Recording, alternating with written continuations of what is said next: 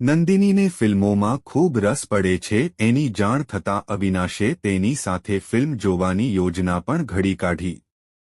નંદિની બોલતી ત્યારે અવિનાશની નજરો રહીરહીને તેના ઉપસેલા અને ભરાવદાર હોઠ પર ખોડાઈ જતી. પરિણીત પુરુષની જિંદગીમાં પારકી સ્ત્રીના પ્રવેશને આજ સુધી દોષિત માનતો અવિનાશ આજે ખુદ એક પારકી સ્ત્રીના સાનિધ્યમાં પ્રસન્નતા અનુભવી રહ્યો હતો. નંદિનીને ઓફિસમાં આવ્યાને માંડ એકાદ મહિનો થયો હતો, પરંતુ તેના મિલનસાર અને હસમુખા મિજાજે સ્ટાફના પુરુષ કર્મચારીઓની સુસ્તી ઉડાવી દીધી હતી. સાંજે 4 વાગ્યે જેવો રાજુ બધાના ટેબલ પર ચાના કપ મૂકે કે તરત પ્રકાશ, વિવેક અને કુણાલ પોતપોતાનો કપ હાથમાં લઈને નંદિનીના ટેબલ પર પહોંચી જતા. ઓફિસના કોઈ પણ કર્મચારીને નંદિની સાથે મજાકમશ્કરી કરવામાં કશો હોક સંકોચ થતો નહોતો.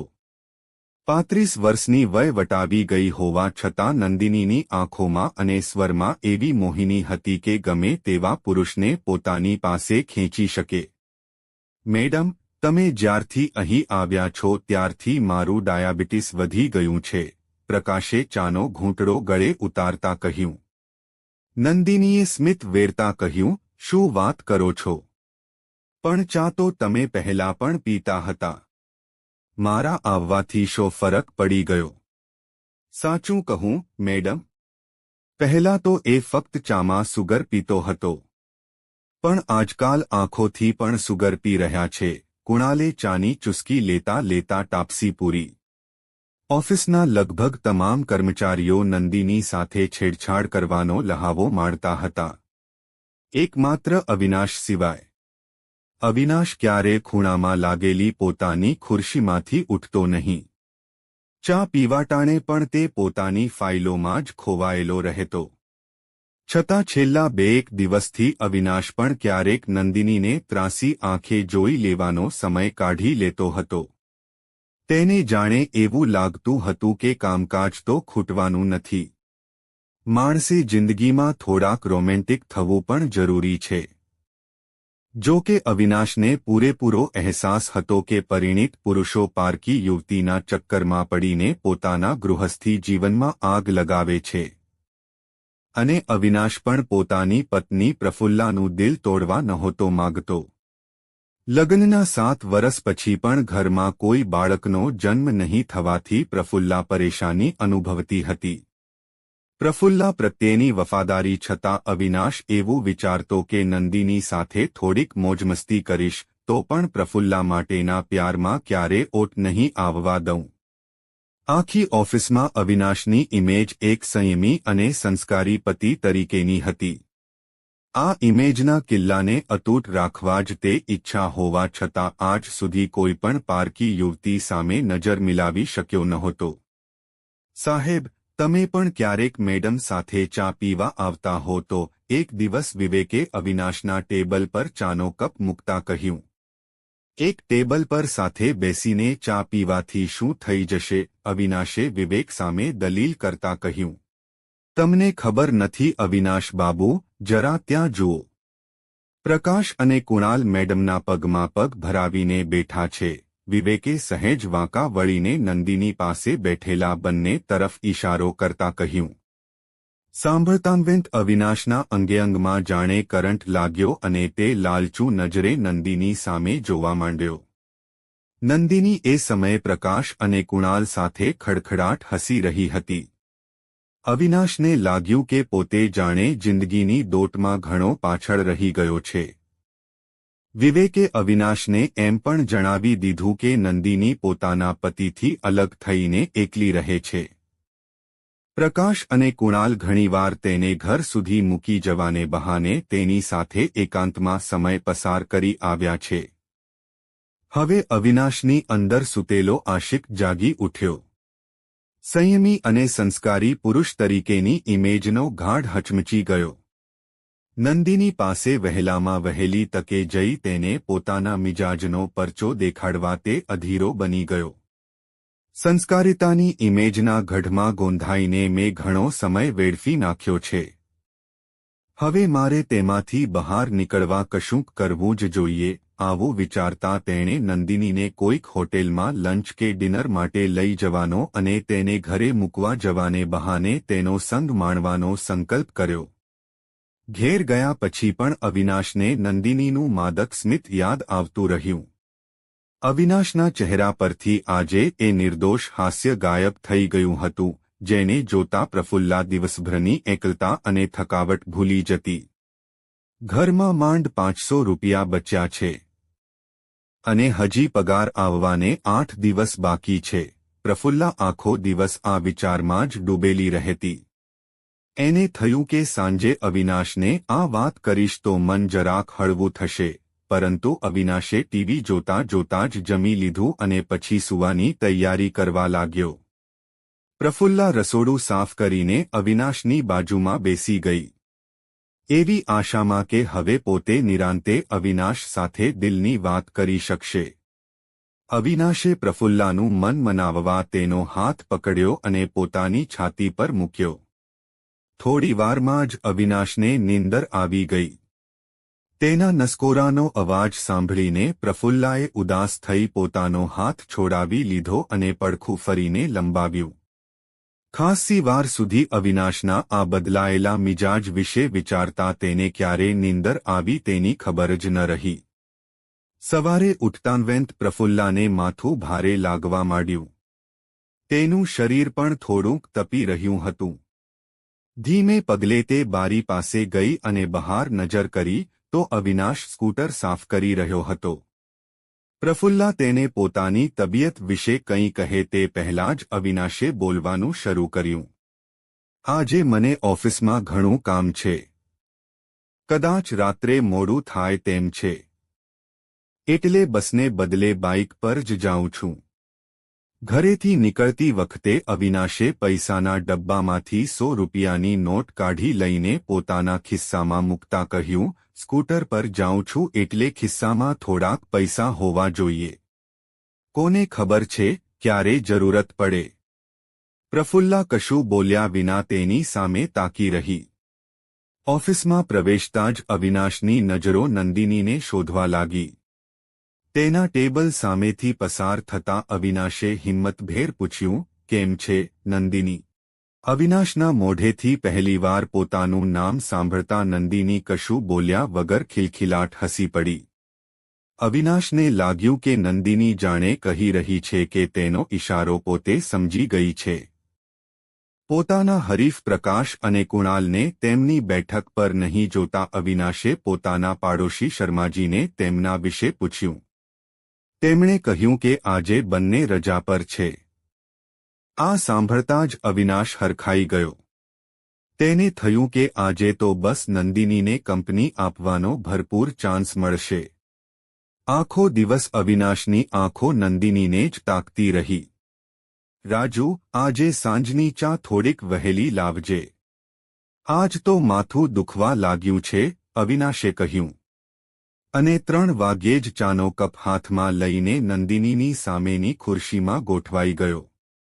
વધુ સમય નહીં વેડફતા તે બોલ્યો, નંદિનીજી, આજે મારો જન્મદિવસ છે અને આજે તમારી સાથે કોઈક હોટેલમાં ડિનર લેવાની ખૂબ ઈચ્છા છે. મારી સાથે? ક્યાં બાત હૈ! આમે આજે ઘેર જઈને રાંધવાનો મારો મૂડ નહોતો, નંદિનીએ ઉમંગમાં આવતા કહ્યું. અવિનાશને તો જાણે ઉતરવું હતું ને ઢાળ મળી ગયો. પોતાની ખુશી હુપાવતા ચાની ચુસ્કી લેવા માંડ્યો. Okay, fine.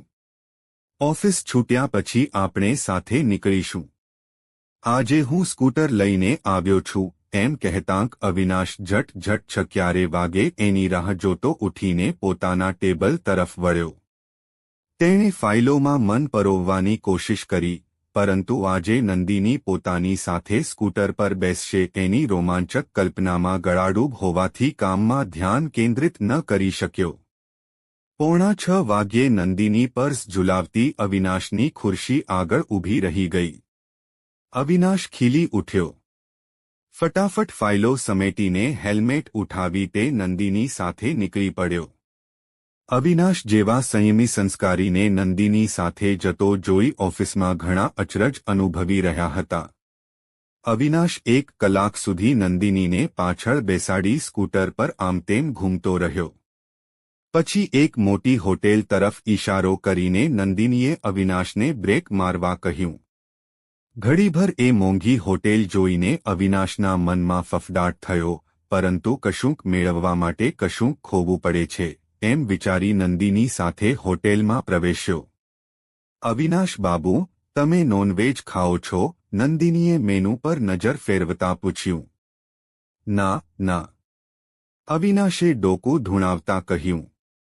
એને ખબર હતી કે નોનવેજ વાનગીના ભાવ ખૂબ જ ઊંચા હોય છે. બસ એકાદ ભાજી અને રોટી. નંદિનીએ ઓર્ડર આપ્યા બાદ થોડીવારમાં આખું ટેબલ વિવિધ આઇટમોથી ભરાઈ ગયું. ખાતા ખાતા અવિનાશ ઓફિસ, પોલિટિક્સ, ક્રિકેટ અને ફિલ્મો વિશે વાતે વળગ્યો. નંદિનીને ફિલ્મોમાં ખૂબ રસ પડે છે એની જાણ થતાં તેણે તેની સાથે ફિલ્મ જોવાની યોજના પણ ઘડી કાઢી. નંદિની બોલતી ત્યારે અવિનાશની નજરો રહીરહીને તેના ઉપસેલા અને ભરાવદાર હોઠ પર ખોડાઈ જતી. પરિણીત પુરુષની જિંદગીમાં પારકી સ્ત્રીના પ્રવેશને આજ સુધી દોષિત માનતો અવિનાશ આજે ખુદ એક પારકી સ્ત્રીના સાનિધ્યમાં પ્રસન્નતા અનુભવી રહ્યો હતો. ડિનર પૂરું થયા બાદ 200 રૂપિયાનું બિલ ચૂકવતા અવિનાશને એમ લાગ્યું જાણે રાત્રે નંદિનીના ઘરમાં મળનારી મનગમતા એકાંતની સૌથી રોમાંચક પળ માટે તે એડવાન્સ ચૂકવી રહ્યો હતો. બહુ મોડું થઈ ગયું. ચાલો, હું તમને ઘર સુધી મૂકી જાઉં, અવિનાશે હોટેલની બહાર આવતા કહ્યું અને થોડીવારમાં નંદિનીના ઘર પાસે સ્કૂટર ઊભું રાખ્યું. આવો, મારા હાથની ચા પીતા જાઓ, નંદિનીએ સ્કૂટર પરથી ઉતરતા મલકાટ સાથે અવિનાશને કહ્યું. ઠીક છે. ચાલો. ઘરમાં સામાન વેરવિખેર હતો, જાણે ઘણા દિવસથી કોઈએ સાફસૂફી ન કરી હોય એવું લાગતું હતું. સવારે ઓફિસે પહોંચવાની ઉતાવળમાં ઘરની સંભાળ બરાબર થતી નથી, નંદિનીએ ખુલાસો કરતા કહ્યું. પણ અવિનાશ ક્યાં સાફસફાઈ જોવા આવ્યો હતો? તેણે માત્ર સ્મિત વેર્યું. તમે બેસો. હું તમારે માટે ગરમાગરમ ચા લઈ આવું, કહેતા નંદિની રસોડામાં ચાલી ગઈ. અવિનાશ સોફા પર પડેલા થોડાંક કપડાં એક તરફ હટાવી બેસી ગયો. ત્યાંથી તેને રસોડામાં ચા બનાવતી નંદિની બરાબર દેખાતી હતી. નંદિનીની મરોડદાર પીઠને તે લાલચું નજરે જોઈ રહ્યો હતો. એવામાં ડોરબેલ વાગી.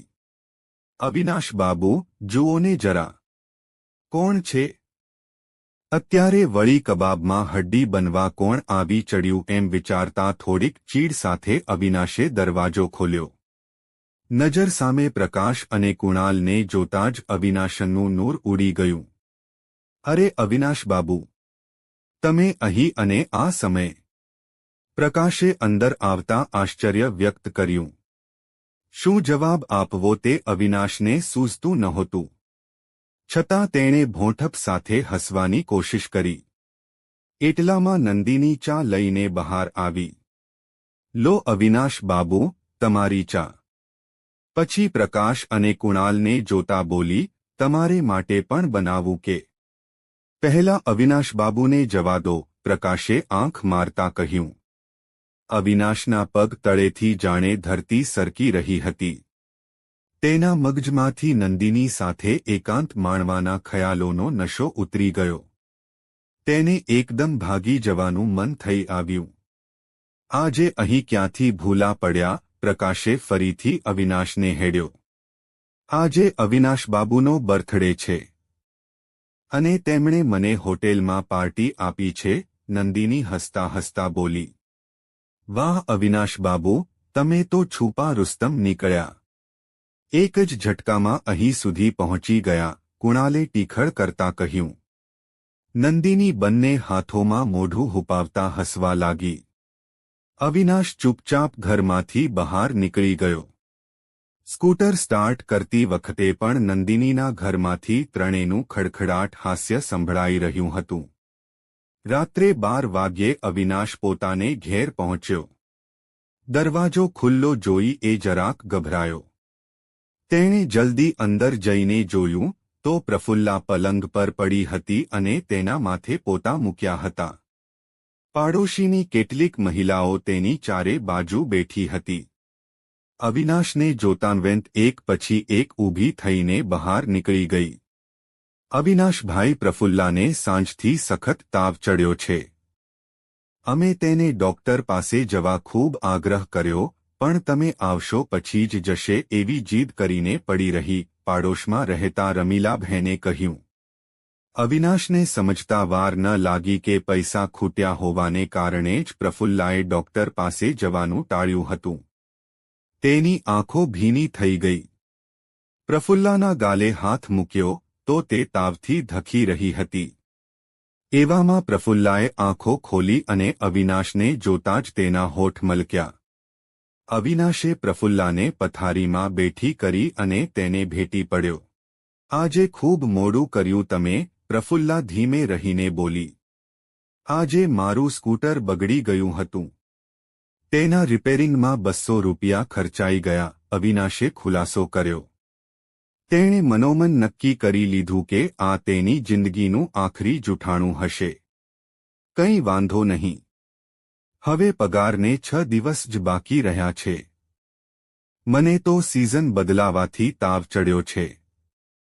સવાર સુધીમાં ઉતરી જશે, પ્રફુલ્લાએ અવિનાશને આશ્વાસન આપતા કહ્યું. અવિનાશને પ્રફુલ્લાના આ જૂઠા આશ્વાસન પર ભરોસો રાખવા સિવાય છૂટકો નહોતો. પ્રફુલ્લાનું માથું પોતાના ખોળામાં લઈ અવિનાશ તેને પસવારતો રહ્યો. એની આંખોમાંથી આંસુઓની સરવાણી વહી રહી હતી અને એમાં હવે પછી પ્રફુલ્લા સાથે ક્યારે વિશ્વાસઘાત નહીં કરવાનો સંકલ્પ પણ ઘૂંટાતો જતો હતો. જો તમને આ વિડિયો ગમ્યો હોય તો લાઇક કરો, મિત્રો સાથે શેર કરો અને ચેનલને સબસ્ક્રાઇબ કરો. ધન્યવાદ.